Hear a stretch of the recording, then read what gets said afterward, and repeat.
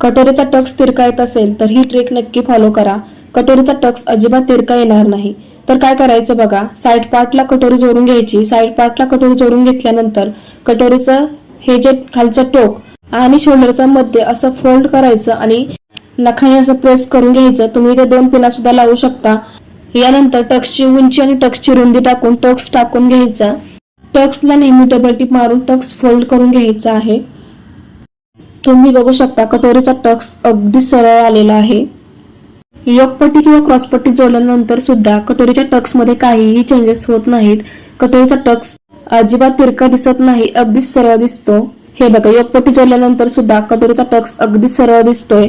तुम्ही सुद्धा या पद्धतीने टक्स टाकून बघा, तुमचा टक्स अजिबात तिरका येणार नाही.